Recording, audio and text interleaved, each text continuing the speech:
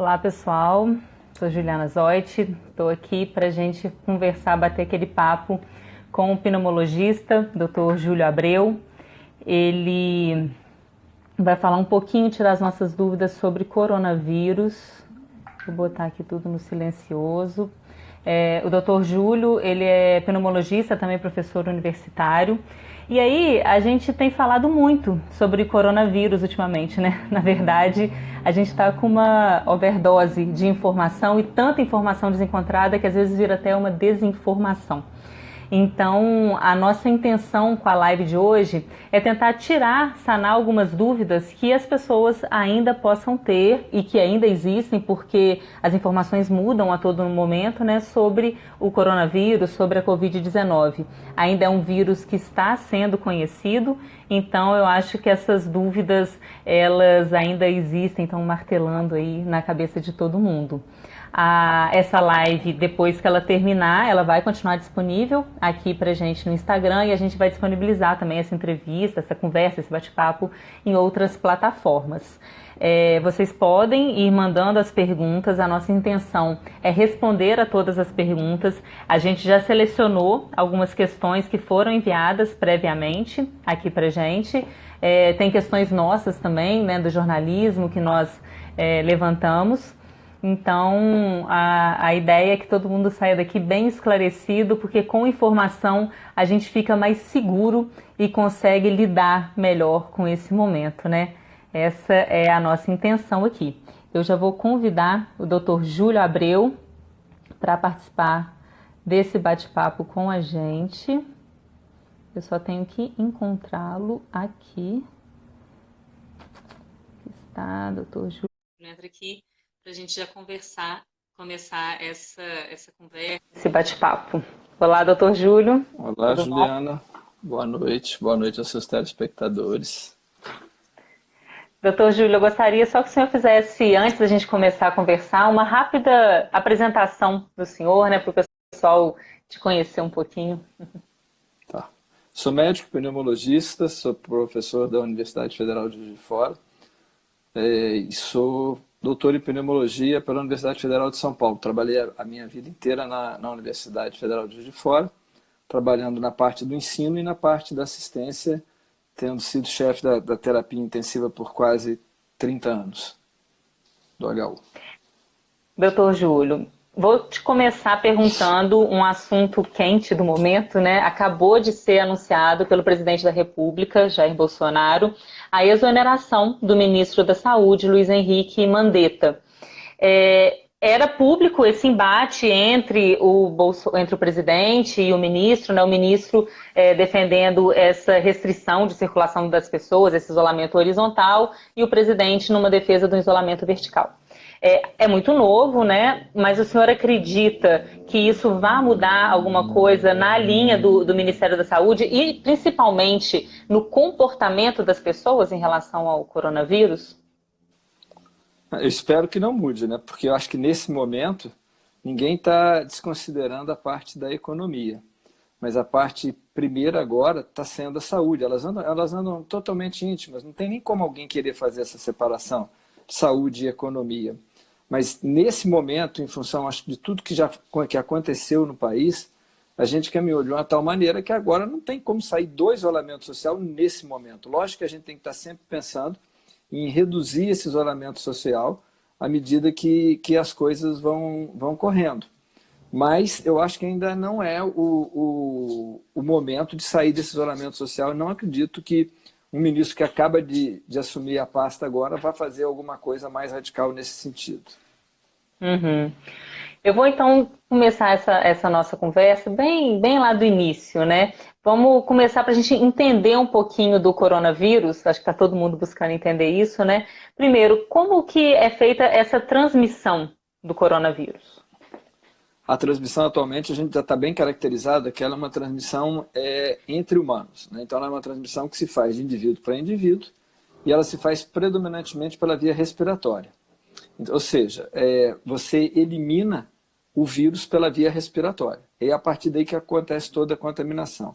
Como que acontece isso? Primeiro você elimina esse vírus quando você está falando, quando você está espirra quando você tosse, quando você espirra, e até mesmo você pode eliminar vírus quando você respira. Com o simples ato de respirar, pode haver eliminação de vírus. Esses vírus podem ser eliminados em partículas maiores, que são as gotículas respiratórias, ou você pode eliminar esse vírus em partículas menores, que são os aerossóis. As gotículas, a tendência das gotículas, por serem maiores, é delas serem eliminadas e caírem nas superfícies. Então aí você tem mais uma via de contaminação, que é a via de contaminação indireta. A questão que foi muito falada no início da doença, que era a questão de você... A transmissão se focou muito na transmissão por via da mão, de você tocar numa superfície, que é o que a gente chama de transmissão por fomites. Você toca em alguma coisa contaminada, leva a boca ou ao nariz. Você vê como que eu já levei aqui, quando começou a entrevista, eu notei que pelo menos umas 2 vezes eu levei a mão ao nariz. Mania, né? Tem um estudo mostrando que é muito difícil que você consiga ficar mais do que, aí tem essas precisões, né, mais do que 18 minutos sem tocar no nariz ou na boca. Então, por isso que se falou muito nessa via indireta. Mas hoje a gente dá muito mais importância à transmissão direta, e dentro da transmissão direta, essa transmissão por gotículas, que é uma transmissão que vai de um indivíduo para outro até uma distância de aproximadamente 2 a 3 metros, depende, um espirro pode lançar uma gotícula muito maior, essa gotícula pode bater direto na sua boca ou no seu nariz, ou você pode respirar essa gotícula e ela vai ficar, pelo tamanho dela, ela fica presa no nariz, e a partir daí começa a doença. Por isso, então, que seria tão importante esse isolamento social, para evitar esse contato tão direto entre as pessoas, né? Agora, só uma dúvida.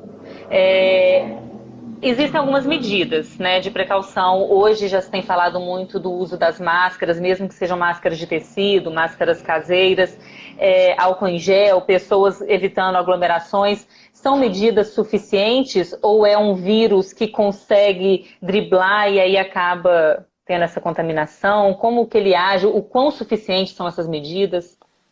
A gente teria que ter uma ordenação das medidas, né? Se a gente fosse começar do que é o mais simples para o mais complexo, a gente começaria com a lavagem das mãos e o uso de máscaras.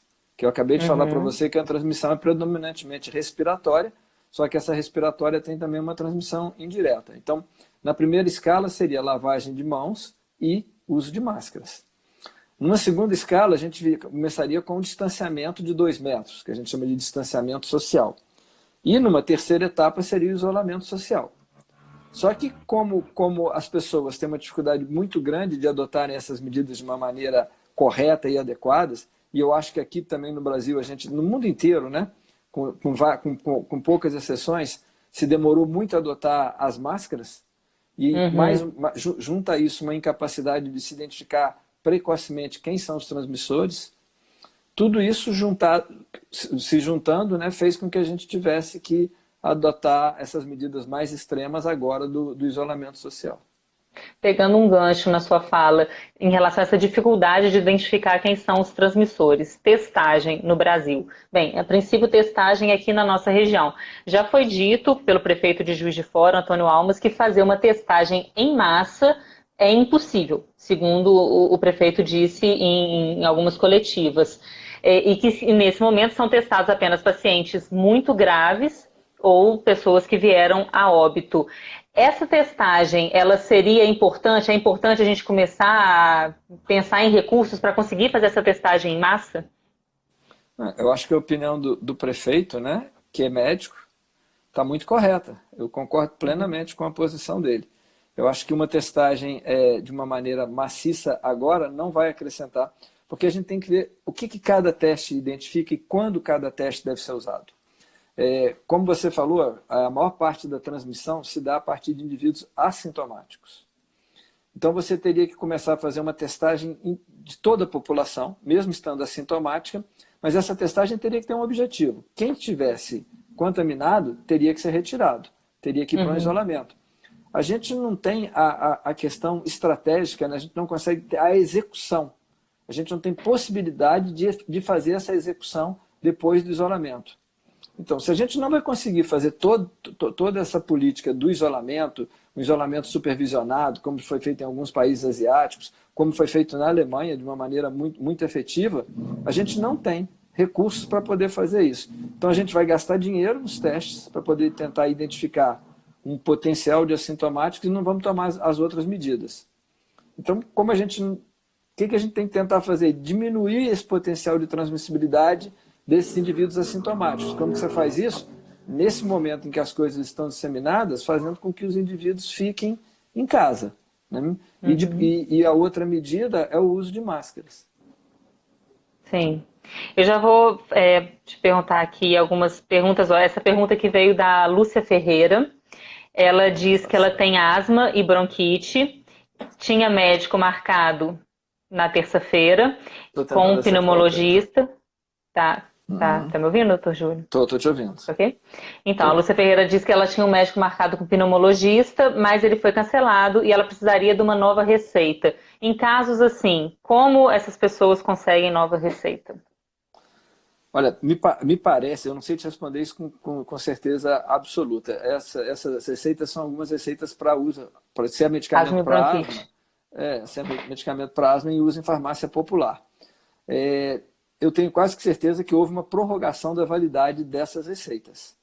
Esse é um dado que eu não acompanho tão de perto, né? Porque como eu já estou num grupo que fui obrigado pela própria idade a parar de fazer consultório, eu não estou fazendo consultório nesse momento, mas a gente acompanha que todas essas receitas foram prorrogadas. Eu acho que é questão dela ir até a farmácia e pedir a prorrogação dessa receita. Né? E em último caso, a gente tem vários canais telefônicos, né? A própria prefeitura tem um canal telefônico, que é o 136, que ela pode estar se informando com relação a isso. Ou se ela tiver um médico de um plano de saúde ou um médico privado, ela pode conversar diretamente com ele. 136 é o número também que ela pode ligar, então. 136 é o número da prefeitura que está fazendo esse monitoramento e acredito que possa ser um canal que possa responder isso. Mas eu acho que o primeiro passo dela seria tentar ver se essa receita foi prorrogada ou não. Eu acredito que ela tenha sido prorrogada. Agora, a Luandra Scherloni, ela pergunta: o que podemos fazer para proteger um bebê de 3 meses que vai ao pediatra? Tem que sair às ruas para ir ao pediatra. Como proteger esse bebê? Eu gostaria de ter toda a máxima certeza para responder isso, porque eu tenho uma neta de 3 meses. Então, quando ela falou nisso, eu fiquei pensando que... Eu acho que nesse momento esse bebê só tem que sair se for uma consulta assim, realmente indispensável. Indispensável. Né? As crianças com Não é importante fazer esse consulta neonatal? Neonatal não, como é que fala? Essa consulta... Todo mês, né? Que tem as crianças vão todo mês. Ela tem que conversar com o pediatra dela, né? Para poder ver o que ela consegue resolver por telefone. Né? Não vejo isso como uma prioridade absoluta, não nesse momento. E até como eu estava te falando, as crianças até 1 ano, elas também correspondem a um grupo que tem que se tomar mais cuidado. Né? Então, eu já orientei, a minha neta, por exemplo, orientei para ela não ir ao médico, a orientação está sendo feita por telefone. Né? E eu não acredito que as unidades básicas de saúde estejam abertas para esse tipo de atendimento. Então agora é um atendimento clínico, se a criança não estiver evoluindo bem. Se a criança está evoluindo bem, está aceitando a alimentação, está bem disposta, né? Tem que seguir o calendário vacinal, aí vai seguir o calendário vacinal e não vai ter que se mexer mais nada disso não. Quanto menos houver deslocamento com essa criança, melhor vai ser. Mas as vacinas devem ser tomadas? As vacinas, sim. As vacinas, isso está sendo uma discussão intensa que está havendo agora, né? Porque muitas vezes, em vários locais, os calendários vacinais estão sendo interrompidos em função disso. Mesmo isso tem que ser discutido, qual que é a política que está sendo adotada pelo pediatra dela, e eu não sei te falar qual que é a política da unidade básica de saúde. Então, aí tem que fazer uma consulta específica, né? São algumas medidas que são operacionais, que a gente que não está no dia a dia dessas medidas operacionais, é mais difícil de responder como que está nas unidades básicas de saúde. Mas eu volto a te falar o seguinte, eu acho que deveria ser em último caso, né? A questão das vacinas tem que ser considerada, mesmo as vacinas, tem alguma vacina que pode ser adiada por algum tempo? Pode. Aí tem que ser discutido com o pediatra, eu não sei te responder. Agora, mais uma pergunta em relação à proteção, né? A gente falou aqui de máscara, de lavar bem as mãos. Meu celular. Eu já vou te falar aqui. O Arthur, ele pergunta em relação às luvas. Minha mãe não usa luva. Ela corre mais risco de pegar o coronavírus? Luva é importante? Acho que a luva é completamente desnecessária, a não ser para o pessoal da área de saúde que está lidando com secreções contaminadas. Para a gente, quem está lidando no dia a dia, não tem a menor necessidade de luva. Você corre talvez até maior risco. Porque com as mãos você consegue lavar as mãos ou desinfetar as mãos com álcool gel. Nas luvas é muito mais difícil. Como que você vai fazer? Você tem que ter praticamente um par de luvas para cada tipo de atividade que você for fazer. Para cada atividade que você vai fazer, você tem que descartar. Não tem nenhuma recomendação para uso de luvas. Nenhuma.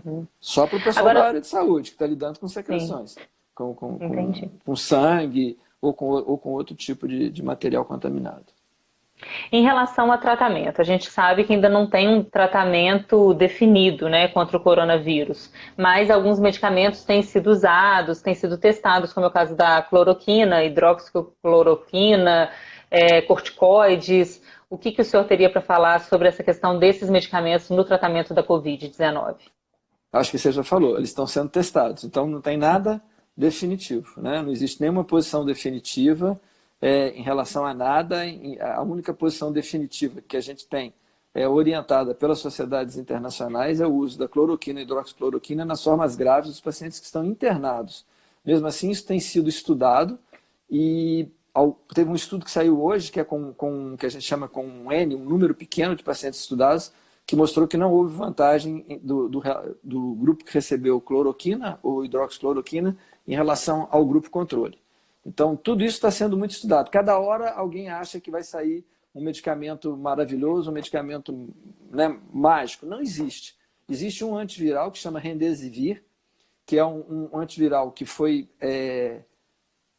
programado, né, estruturado, desenvolvido para combater o ebola, que parece que é o medicamento que está tendo a melhor ação com relação à Covid. É um medicamento que a gente nem tem no Brasil, então não adianta ninguém sair disparado para a farmácia para poder tentar comprar, porque não tem esse medicamento. É lógico que o mundo inteiro está estudando o medicamento.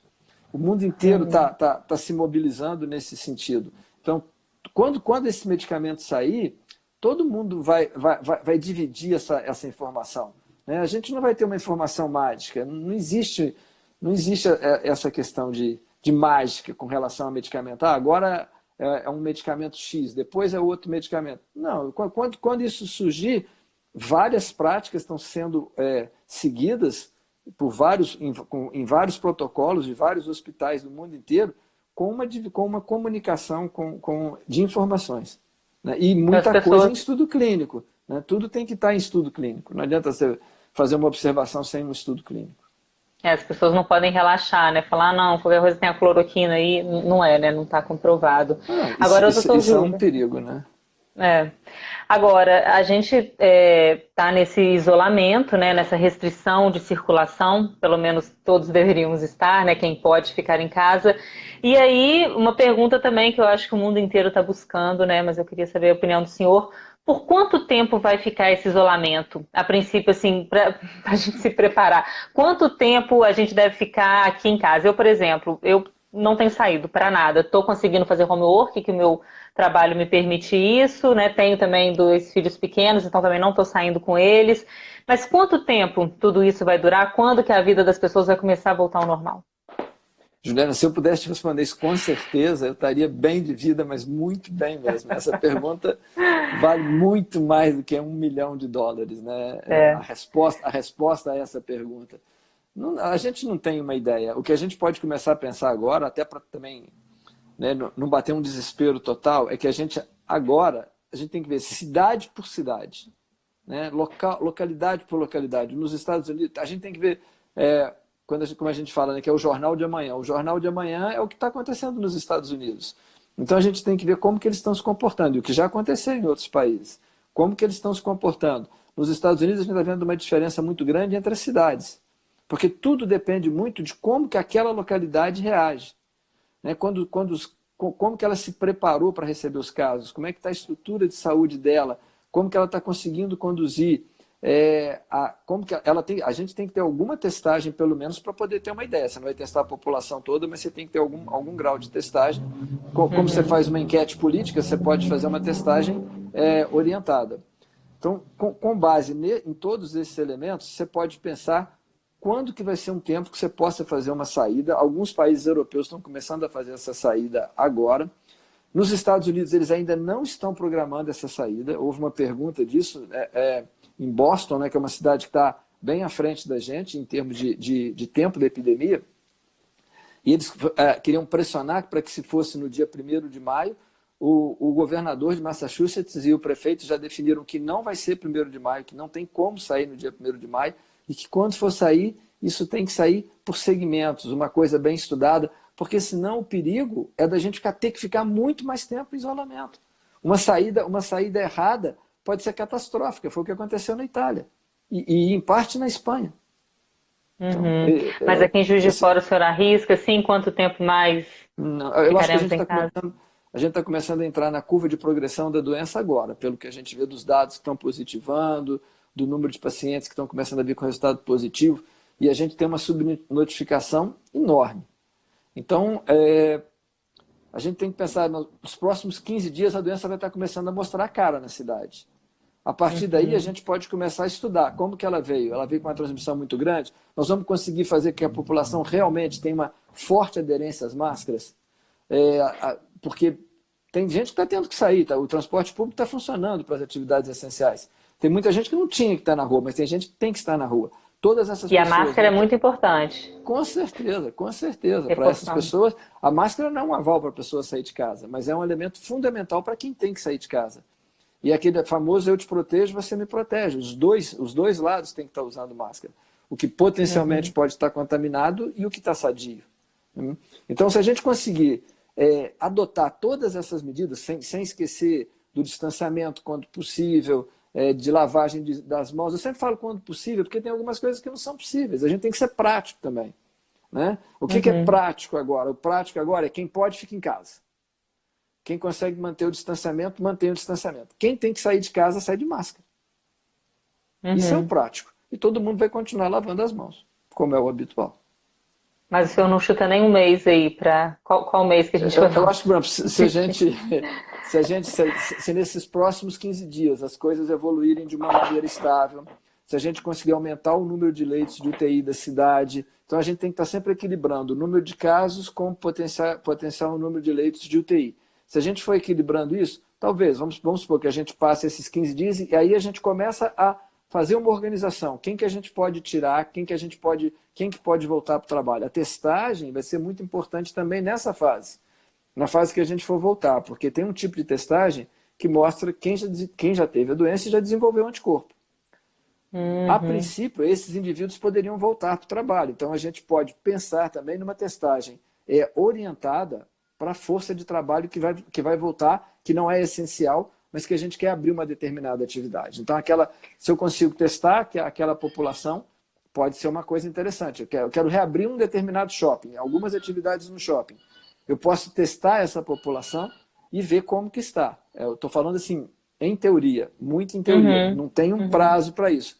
Mas os testes, inclusive, a gente tem que tomar muito cuidado para a gente não queimar os testes nessa fase agora, querendo fazer diagnóstico em quem não precisa de diagnóstico. Você já falou, quem precisa de diagnóstico é quem está apresentando a forma grave da doença. Quem está apresentando forma leve não precisa desse diagnóstico. Ela vai tomar a conduta independente dela ter um diagnóstico estabelecido ou não. Mas talvez na hora que ela vai voltar para o trabalho, talvez seja importante a gente conhecer como que está esse estado imunológico dela. Sobre esse retorno à normalidade, né, o retorno de algumas atividades, o prefeito aqui de Juiz de Fora, Antônio Almas, ele é muito firme no decreto e nas orientações de isolamento social, fechamento do comércio. Agora, alguns municípios da nossa região já começaram a flexibilizar os decretos municipais. Essa semana, o prefeito de Ubá, ele anunciou a reabertura, vou dizer assim, a reativação do comércio não essencial a portas fechadas, apenas para delivery, e também retomou as atividades nas indústrias lá em Ubá. Em Viçosa, foi anunciado hoje pela manhã a reabertura também do comércio não essencial, e aí, até numa medida, para mim, bem diferente, eu não ouvi falar disso ainda, limitando a saída das pessoas na rua de acordo com o número do CPF, número final do CPF, dependendo do número, essa pessoa teria autorização para ir e vir nesses comércios de um modo geral. Ou seja, a gente já começa a perceber algum tipo de flexibilização na região. O senhor conseguiria fazer uma análise disso? Qual o impacto disso? Porque está tendo uma liberação sem testagem e sem uma garantia de fiscalização também, né? Porque como que você vai fiscalizar o CPF? Vai deixar muito na mão da pessoa, né? Do bom senso. Com certeza. Eu acho extremamente perigoso isso nesse momento. Eu acho que a gente está num momento de crescimento da curva. Às vezes as pessoas ficam discutindo que está sempre nas próximas 2 semanas, está sempre para as próximas 2 semanas. Isso mostra, inclusive, que a gente está tendo um impacto positivo com o isolamento social de conseguir realmente fazer o famoso achatamento da curva. Agora, enquanto a gente não tem essa ideia como um todo, ainda mais os Juiz de Fora, que a gente está testando pouco, a gente já está observando que há um crescimento, então a gente tem uma informação e a gente está baseando nessa informação e o prefeito está tomando as decisões com base nisso. Em cidades que tenham poucos leitos de terapia intensiva, sem testagem, começar a liberar o fluxo das pessoas na rua, reabrir comércio de maneira indiscriminada, eu acho que aí a gente está seguindo o famoso modelo italiano, né? Cometendo os mesmos erros, né? E até a gente já meio que respondeu aqui a pergunta da Aline, né? Que é, doutor, o senhor acha que estamos prontos para diminuir a quarentena? Principalmente agora com a saída do ministro, que tanto defendia o isolamento social? Já falamos aqui sobre isso, né, doutor? Não, né? Só Eu acho que não. reforçando. Ele reforçava uma coisa que é uma orientação que não era da cabeça dele. Eu acho que é uma questão de uma orientação que vem de uma posição do que está sendo observado pelo mundo inteiro. Ninguém vai conseguir mudar isso na base de uma posição da noite para o dia. Tem que ser uma posição equilibrada, sensata. A gente sabe do problema social. Ninguém está esquecendo do problema social. Né? A gente tem discutido isso muito em vários grupos. Não é uma briga entre saúde e economia. Tem que ser uma conjunção dos dois. Né? Mas até para que a economia possa voltar a funcionar normal e não sofra um baque absurdo de perdas de vidas, nós estamos falando de perda de força de trabalho. Então, até para que não aconteça isso também, porque a doença não é assim. Às vezes as pessoas acham que tem uma garantia, que só quem tem mais do que 60 anos é que vai morrer, provavelmente quem tenha mais do que 70, se possível mais do que 80, mais do que 90 ou mais do que 100. Só que quando você explode as taxas da doença, então, 0,2% de 100 vai ser muito pouco, 0,2% de 100 mil já deixou de ser pouco, que é a mortalidade que pode acontecer nos indivíduos abaixo de 50 anos. Vai ser 0,2, eu estou colocando a mais baixa, pode ser 0,3, pode ser 0,4. Então a gente tem que tomar muito cuidado com isso, muito cuidado. Eu até acompanhei agora à tarde o pronunciamento do novo ministro da Saúde, o Nelson Paes, e ele, a princípio, falou que mantém também o isolamento, que não é hora de fazer nenhuma medida, mudança brusca nesse sentido, né? Então, assim, a princípio, essa linha do Mandetta do isolamento vai ser mantida. E é o que a gente chama de isolamento horizontal, né? Que é o que pega todo mundo, né? Há muita gente querendo fazer o isolamento vertical, que você separa por faixas etárias. Mas se você tiver com uma disseminação muito grande da doença, como você não consegue fazer com que essas pessoas que têm uma idade menor se afastem completamente dos que têm uma idade um pouco maior e até das crianças, a gente tem que ser muito cuidadoso nisso, senão você faz explodir a doença numa determinada faixa etária e ela vai vazar para as outras faixas etárias. Que acho que pega um pouquinho aqui a pergunta da Geise. Ela diz: aqui em casa tem 2 pessoas que trabalham na área da saúde. Eu tenho doença crônica. O que eu devo fazer? Todos na mesma casa, né? 2 que trabalham na área da saúde e ela com a doença crônica. Com certeza o pessoal da área de saúde vai ser o primeiro grande grupo a ter a doença. Né? Isso foi assim no mundo inteiro. Né? Então, o que eu acho que ela tem que fazer, ela tem que redobrar os cuidados respiratórios na casa dela.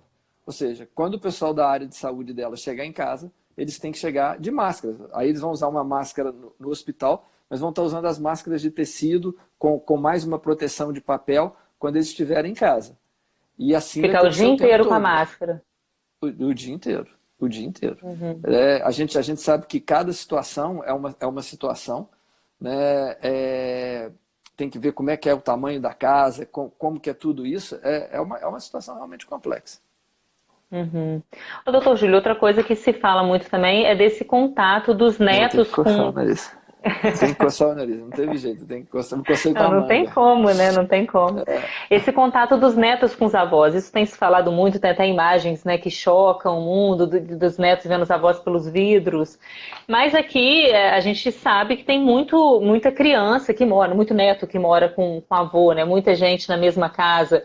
Como que seria isso também? E até pegando, estendendo um pouquinho mais, por exemplo, existem netos em isolamento social, né, que já estão em casa sem sair. Avós em isolamento social em casa sem sair. Eles podem ter esse contato?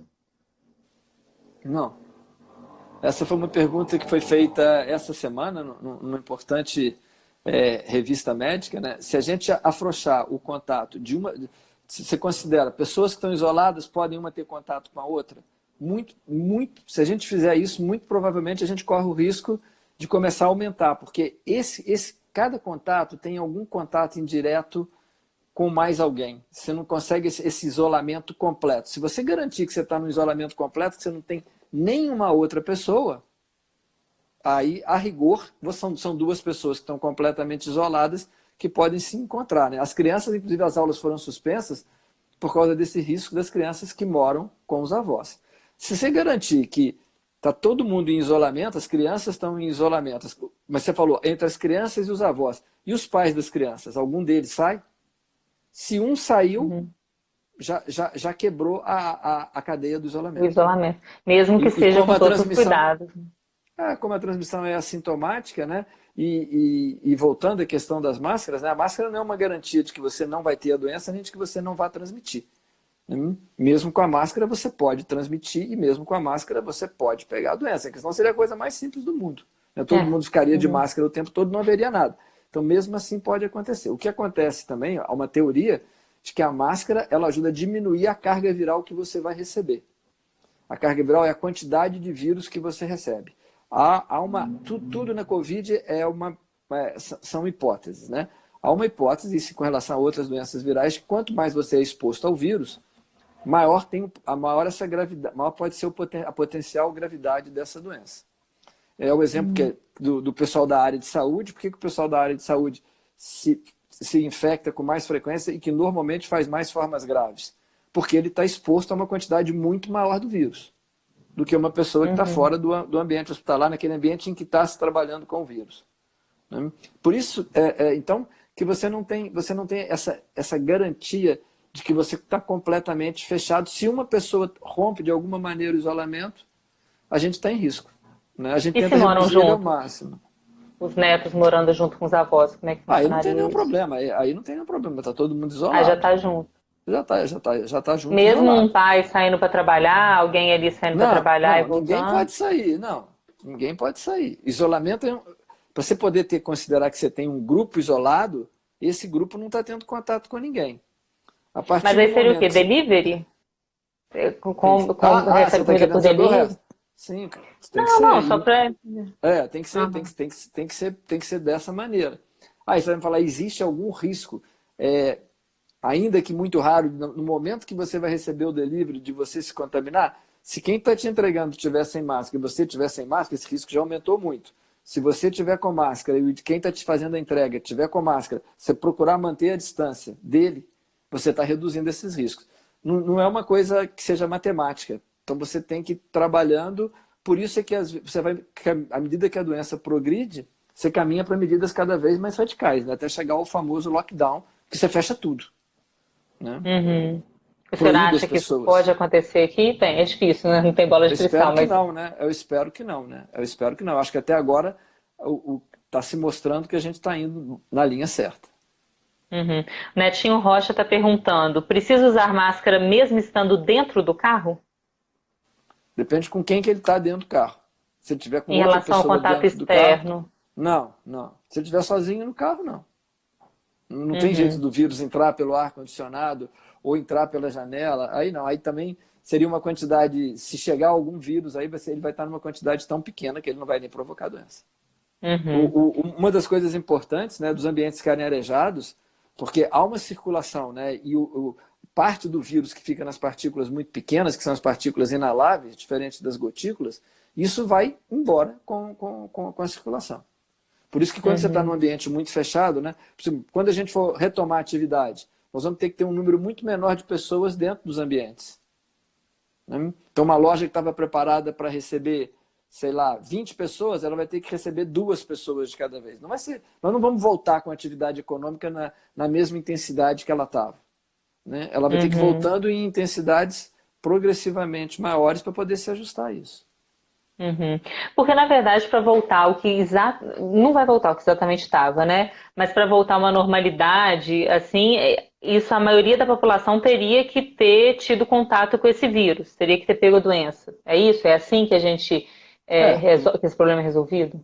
Essa é uma das teorias, né, que você tem que ter 50% a 60% da população contaminada para diminuir a curva de contaminação, para diminuir o número de doentes que aparecem a cada dia, ou a cada semana, ou a cada mês, para se reduzir o risco potencial de colapso do sistema hospitalar. Então, não é que a partir do momento... Porque você vai ter o vírus, ele começa... Você tem 4 pessoas, 3 já tiveram a doença, então o vírus só pode pular para uma pessoa, daquela uma pessoa ele também só pode pular para mais uma, começa a diminuir essa taxa de progressão do vírus. Mas a doença provavelmente vai continuar convivendo com a gente por um longo período. Thales pergunta, existe uma forma de melhorar a nossa capacidade de respiração? Não, só se a pessoa tiver uma doença respiratória. Não é capacidade de respiração. Aí tem muita gente que tem perguntado, né? Se eu consigo melhorar as minhas defesas, melhorar a minha capacidade imunológica. Para você estar bem da capacidade imunológica, você tem que estar dormindo bem, se alimentando bem, fazendo atividade física. Isso aqui é a base, né? A base da saúde está nesses 3 pilares, né? É sono, atividade física e nutrição. Então, se a pessoa estiver bem orientada nisso, por isso que a gente fala que é tão importante manter uma rotina, mesmo durante o período da quarentena. Né? Você tem um horário de dormir, você tem um horário de acordar, você fazer atividade física, você se alimentar de maneira adequada, não consumir bebida alcoólica em excesso, continuar tendo hábitos saudáveis. Né? Eu acho que é a melhor maneira de você se proteger. Pergunta da Maria Clara. Tem muita gente chamando a Covid de gripe. Isso está correto? Não, a Covid não é uma gripe, né? Quem dá gripe é o vírus, um vírus específico que é a influenza. Então o nome gripe fica específico para a influenza. O que muitas vezes a gente fala é o que a gente chama de síndrome gripal. A síndrome gripal é um conjunto de manifestações em que você tem manifestações altas, coriza, congestão nasal, dor de garganta, e manifestações baixas, tosse, catarro, junto com febre. Isso é uma síndrome gripal. A Covid, ela leva a uma síndrome gripal, mas ela não leva a uma gripe. A gripe é o lado forte, né? Todo mundo fala, eu estou gripado, mas o mais frequente é o resfriado. O resfriado é o mais fraco, a gripe é o mais forte. O resfriado você tem só sintomas nasais, às vezes um pouco de tosse. Na gripe você tem febre, mal-estar, aquela vontade de não sair da cama. Então é um quadro mais intenso. A Covid ela varia, ela pode apresentar tantas formas que são pouco sintomáticas, tem indivíduos até que passam por ela assintomáticos, há indivíduos que têm a forma da síndrome gripal e outros que vão evoluir para uma franca insuficiência respiratória aguda, que são os que vão ter que ser internados. Beth Oliveira. Na minha casa são 2 pessoas do transporte público e 2 da área da saúde. Eu sou do grupo de risco, tenho diabetes e hipertensão. Como faço para ir vacinar? Vacinar para quê? Vacinar para gripe? Eu acredito, não sei, ela não especificou, mas talvez para influenza, né, nessa campanha, será que está Isso, tendo agora? na campanha. A campanha já Acabou, né? está basicamente, já passaram os principais grupos, né? Ela vai comportar normalmente, ela vai sair como máscara, ela está lidando com ela está dentro de uma casa que é de altíssimo risco. Isso foi aquela outra pergunta que você fez. Sim. Todas essas pessoas têm que estar lidando com ela de máscaras, e ela tem que estar de máscara o tempo todo. Eu acho que essa é a principal medida protetiva dela, além dos cuidados com a lavagem de mão, né? Esses cuidados básicos também, porque a pessoa também pode ter alguém que comece com a doença, a doença ela é assintomática nos primeiros 4 dias de evolução, e normalmente nessa fase é a fase em que ela mais transmite. Esse é o que é o grande problema nessa doença. Os grandes transmissores não sabem que estão transmitindo. Então você tem que proteger a pessoa dessa transmissão assintomática também. Então, com os 2 lados, de máscaras, além das medidas de higiene. E, porque na casa dela, provavelmente, ela já não está em isolamento, né? E ela não vai conseguir, Mas é dependendo importante da ela casa. sair para tomar essa vacina da gripe. Ela até confirmou aqui que é da gripe mesmo. É importante ela sair, né, para tomar ela tomar essa Já que ela vacina está tão exposta, né? A gente contra a poderia influenza. questionar que um idoso que não esteja exposto, que está completamente isolado, ele não teria necessidade de tomar vacina da gripe, né? Essa é uma teoria, né? Uhum. Esse é um questionamento que foi feito com relação à campanha de vacinação. Se as pessoas, mas só que as pessoas não estão isoladas, aí é que é a questão, né? É. Quando você vê a quantidade de gente que tem nas ruas de Juiz de Fora, acho que a gente está fazendo um papel médio, né? Nem muito bom, nem muito ruim. A gente diminuiu a quantidade de gente na rua, mas a gente ainda tem muita gente na rua. Então, esse idoso que está na rua, se ele estivesse em casa, ele não precisaria nem estar vacinado contra a influenza. Mas como ele está na rua, ele está correndo o risco não só da Covid, mas da influenza, que é a gripe. Uhum. E que nós vamos entrar Agora, na mas temporada, né? Nós começamos a entrar, já a temperatura já mudou de fora. eu ia te perguntar, essa é uma pergunta minha. Agora, com esse tempo esfriando, mais frio, é mais propício para a transmissão da Covid-19? Não.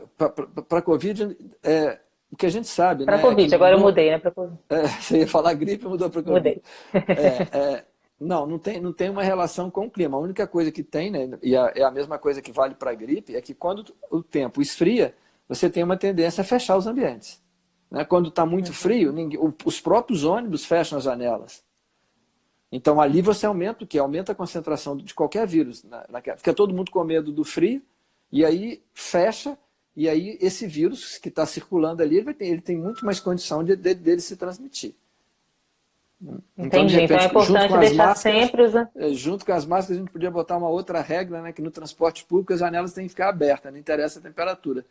Quem quiser que se agasalhe mais, mas tem que ficar com as Isso vale janelas para dentro de abertas. casa também. Quem está em casa, manter as janelas mais Em abertas casa é para muito correr um menos, ar. né? Em casa é muito menos, porque você está com menos pessoas, essa probabilidade é muito menor, né? Mas se as pessoas não estão se protegendo dentro de casa, é mais uma medida que você tem que tomar. Se a casa está aberta, é mais uma medida que vai te ajudar a proteger. Uhum.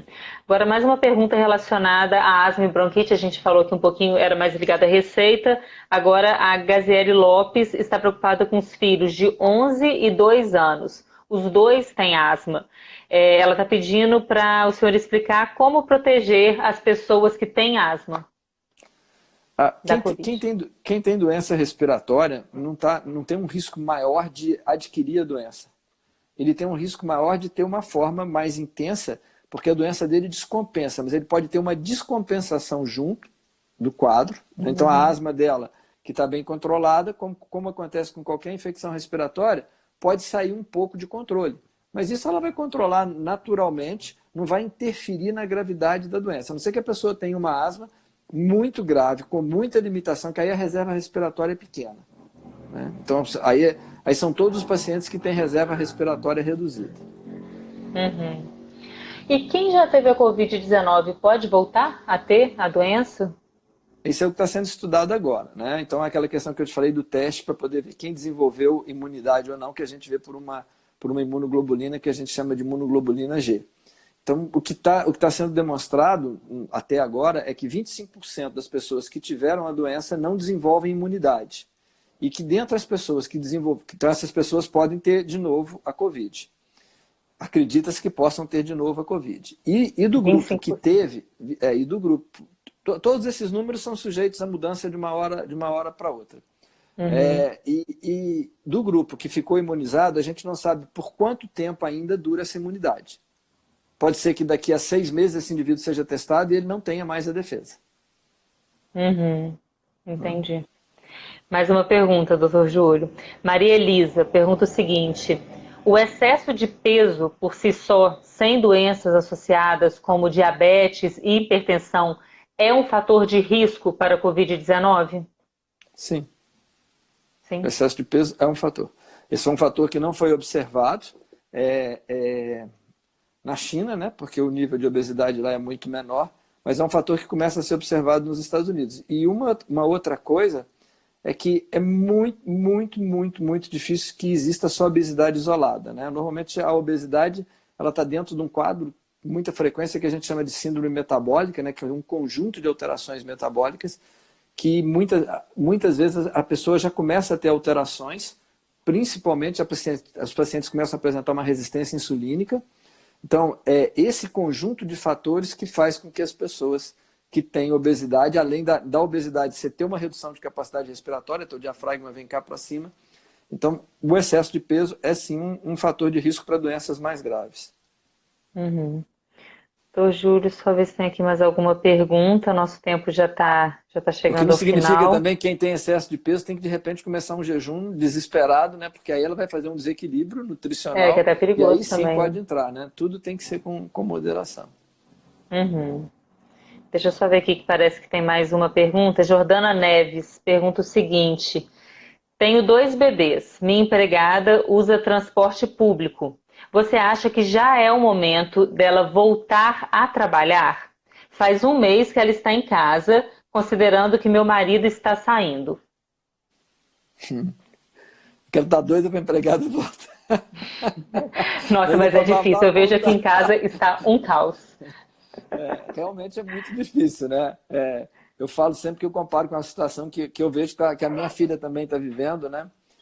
É um equilíbrio difícil, né? É um equilíbrio realmente difícil. É um equilíbrio difícil. O transporte público é uma situação de alto risco. Se ela vai ter essa babá for voltar para poder ficar com os filhos dela, a babá tem que estar de máscara o tempo todo.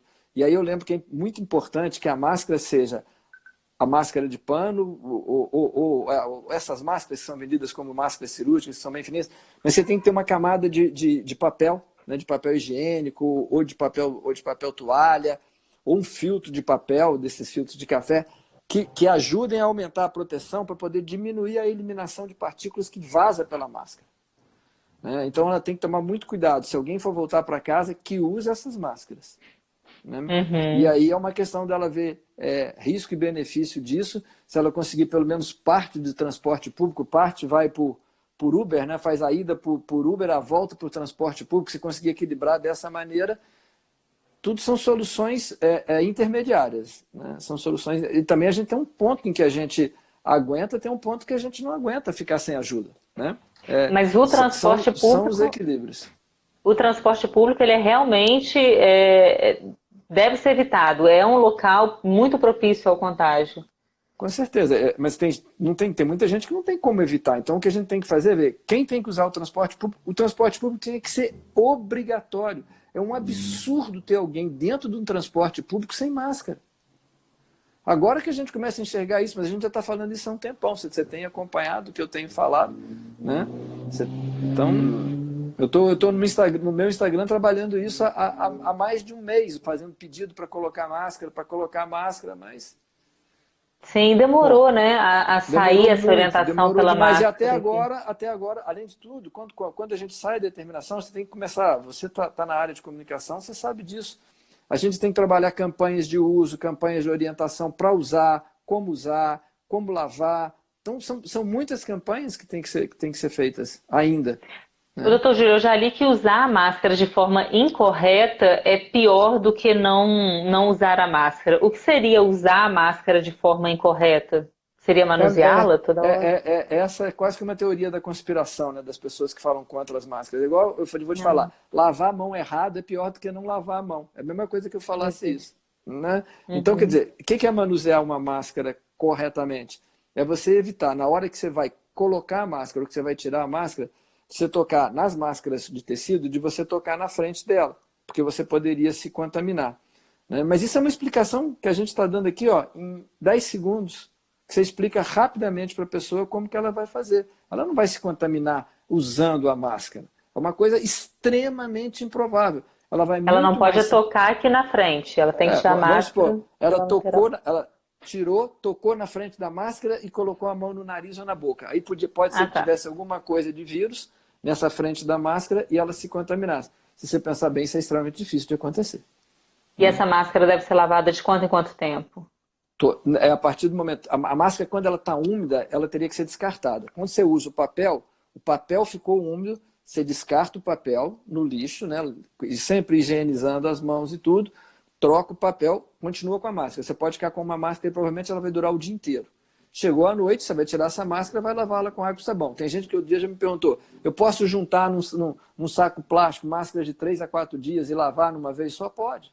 tem nenhum problema. Depois você tira aquelas máscaras com cuidado, coloca na água com sabão. Não deve colocar água sanitária, né? Eu acho que todo mundo que lida com água sanitária sabe que a água sanitária tem uma capacidade corrosiva enorme. Não sei de onde que saiu essa recomendação da água sanitária, está nas recomendações do Ministério da Saúde, mas está errado, porque aquilo ali vai aumentar a capacidade de corrosão do tecido e vai diminuir a eficácia da máscara num tempo muito rápido, que às vezes a gente não consegue perceber. Então é água e sabão, deixou secar, no dia seguinte passa com ferro quente, pronto, está ótimo. A mesma coisa você com precisa roupa. de mais máscaras, né? Porque não vai dar tempo de secar de um dia para o outro, né? Mas aí tem essa solução dessas máscaras de tecido mesmo, que a gente pode, até as caseiras, né? Que a gente, num vídeo anterior, a gente fez no YouTube. Só que é possível e são... A dificuldade, a máscara, ela precisa ter usabilidade, né? Se conseguir usar ela por um tempo prolongado. Mas primeiro ela precisa dar proteção. Depois ela precisa ter uma coisa que a gente chama de respirabilidade.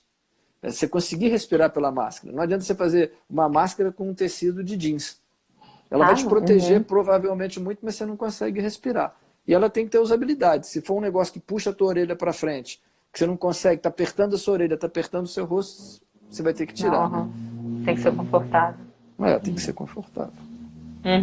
E só mais uma pergunta em relação a máscaras e lavagem de roupas. Uma pergunta aqui do Vinícius, que ele está com o pai no hospital e tem 2 filhos em casa.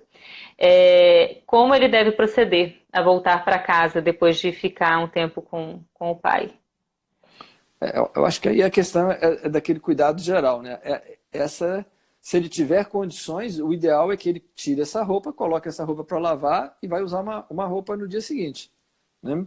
Se ele não tem um jeito de fazer isso, ele vai tirar aquela roupa, vai guardar ela e vai usar ela na hora que ele for sair. Eu sempre penso nas situações que são práticas, porque tem gente que parece que mora assim, num local ideal, né? Tudo pode ser feito. Não, você tira a roupa, queima ela e compra outra roupa. Não dá para fazer isso. Mas só de tirar essa roupa, tirar essa máscara, lavar com água e sabão, passou, Sim, tem que passar ferro no dia seguinte? Não, só de você lavar com água e sabão, esse vírus ele morre com muita facilidade quando ele está fora do hospedeiro dele, né? Esse negócio de falar, ele dura por até 72 horas, até 96 horas em determinada superfície. Mas ele vai reduzindo muito a capacidade dele de contagiar. Então, ele vai tendo um tempo, ele transmite muito se ele está numa superfície nas primeiras 6 horas. Depois, aquilo ali já vai diminuindo cada vez mais a capacidade de transmissão. Não é que você vai deixar de tomar cuidado com outras possibilidades de transmissão. Mas você tem que ver também qual que foi o nível de exposição da pessoa. Ele visitou o pai dele estava com o quê? O pai dele está internado porque ele está com Covid? Se for isso, ele não pode nem entrar numa área que é a área da Covid, né? Então, se foi numa área normal do hospital, ele vai chegar, vai tirar essa roupa. Se puder, ele coloca a roupa para lavar. Se não puder, ele vai guardar essa roupa para usar no dia seguinte. Evita o sapato, né? Que é uma coisa que sempre traz sujeira para dentro de casa. Vai tomar um banho na hora que chegar e pronto. Está pronto para lidar com as crianças. Paula Martins pergunta o seguinte: asma só na infância, mas hoje adulto sem nenhum sintoma desde a infância. É fator de risco? Não. Quem não tem doença crônica sintomática, você tem que separar 2 fatores de risco, né? Um fator de risco para você adquirir a doença, porque a sua imunidade está mais baixa. Então, qual que é a principal condição disso? A primeira é a idade. Quanto mais idoso, o sistema imunitário vai ficando mais deficiente. Então, esse é um fator de risco para adquirir a doença, tá?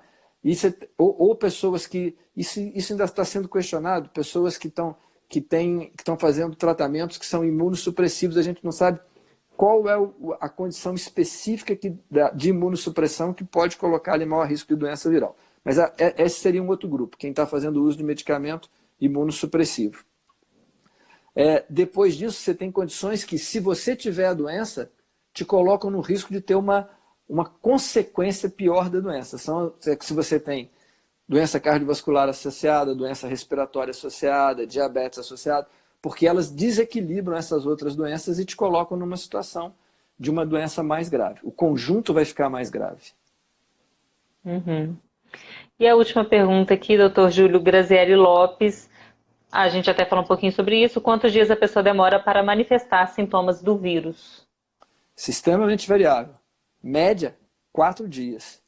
pode levar até 14 dias. Por isso que o período de quarentena, né, quando a pessoa teve contato com alguém, ela tem que ficar 14 dias afastada.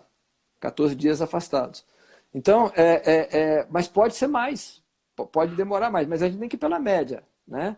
Então, a média de doença assintomática são 5 dias. Né? Normalmente, a partir do 5º dia, o paciente começa a desenvolver os sintomas da doença. Agora, um paciente assintomático, ele pode ficar com esse vírus no corpo por quanto tempo? E Essas são, transmitindo? basicamente, né, o período maior de transmissibilidade, onde ele tem maior eliminação de vírus, são os primeiros 5 dias. A maior transmissão ocorre normalmente numa média 6 horas antes dele começar a apresentar os sintomas. Então,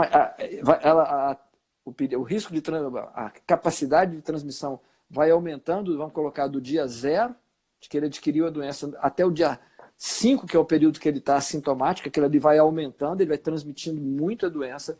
A partir de uma doença, ele ainda transmite a doença, e aí ele pode transmitir a doença durante todo o período, mas ela vai caindo à medida que a doença se manifestou. Essa transmissão pelas vias aéreas, ela vai diminuindo, porque a doença desce, né? Ela saiu daqui e ela foi para o pulmão. Aí, então você vai ter que ter contato com outras secreções, são outras manipulações que expõem mais o pessoal que está trabalhando nos hospitais. Uhum. Tem uma pergunta aqui, doutor Júlio, seguinte, da Sussureiros. Quem tomou BCG tem menos chance de ter Covid? Essa é uma teoria que foi levantada, né? Que são os estudos observacionais. Observa-se que as pessoas que foram vacinadas com BCG, nas populações que a vacina do BCG é realizada, né? Porque nem todo mundo faz BCG no mundo. Então, que provavelmente nesses países teria uma menor gravidade da doença. Mas o estudo observacional ele é muito perigoso, porque ele faz correlações de uma coisa com a outra sem colocar, sem eliminar. Aí você tem uma opção de fatores que a gente chama de confundidores. Né? Então, várias outras coisas que podem mostrar que não, aquilo realmente não tem nada a ver com isso. Uhum. Mais uma pergunta. Eu já falei umas 3 vezes que é a última pergunta, mas agora vai ser a última de verdade. Eu estou à O sua papo disposição. tá tão bom. Eu estou à sua disposição, o tempo que você quiser. Porque vai chegando, aí eu fico com dó de não responder. A Jordana Neves pergunta o seguinte: é possível deixar que alguns objetos passem por uma desinfecção natural? Tipo isso, você jogou um objeto da rua, deixa ali no cantinho, que daqui a uns dias está limpo? Você vai ter que esperar 3 a 4 dias. Eu acho que vai ser meio porco isso, né? Eu acho que é melhor você desinfectar. Depende, uma caixinha fechada, né? Tá. Tudo depende do objeto, né? Tudo depende do objeto. O que é? Eu estava pensando em alguma coisa mais pessoal e tudo. Eu acho que aí é preferível. Você não precisa também ficar numa neurose de ficar tudo que é caixa que você vai receber, você vai limpar com água sanitária, com algo. Você lidou com aquilo, né? Você recebeu uma caixa, você pegou a caixa, você lidou com aquela caixa, tirou o que estava lá dentro, separou para fora, jogou a caixa fora, limpou, lavou sua mão ou limpou com álcool gel, pegou aquele material, lavou aquele material, pronto, não tem como você ter vírus ali. Uhum. Mas porque essa questão de que ele vai ficar, passou, é uma caixa que eu deixei de lado e ela ficou 5 dias lá. Não, essa caixa não vai ter mais vírus, a não ser que alguém tenha passado perto dela. Se aquela teve alguma vez.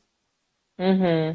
Mas essa pergunta foi interessante porque eu recebi uma carta esses dias que eu não abri e não tinha como eu limpar a carta. Então ela tá lá numa desinfecção natural. Eu tô esperando uns dias para conseguir abrir. Isso que a gente estava falando, né, Juliana? São mecanismos assim que você tem que considerar que alguém que te mandou essa carta estava com a Covid, tossiu na carta com toda a vontade, quase que, né? Para te mandar a Covid, te enviar a Covid junto. Essa carta, no tempo todo que ela circulou, ela já vai diminuindo essa carga. Aí você pegou essa carta, passou a mão na carta todinha e depois levou a mão na boca ou no nariz. É muito difícil, né? Uhum. Então, quer dizer, o risco maior dessa transmissão indireta é o seguinte: eu estou trabalhando aqui, eu estou com o meu computador, eu tossi no meu computador. Né? Não sei que estou com a doença, eu tossi no meu computador. Depois vem uma outra pessoa e toca nesse computador, num período muito próximo. Aí eu tenho um risco de transmissão significativa. Aí ela leva a mão à boca ou ao nariz. Aí, tá vendo? É uma coisa muito individualizada. Mas essa não é a forma de transmissão para a maior parte da população. Para a maior parte da população, a transmissão é de pessoa por via aérea. Ô, doutor Júlio, eu tô com uma contagem aqui de 15 segundos restantes. Eu acho que a nossa live vai terminar sem a minha vontade. Acho que é Sim, por sem conta problema. própria. Tem um limite, acho que máximo aqui do Instagram. Já estou numa Tá. contagem de 5 minutos, então eu já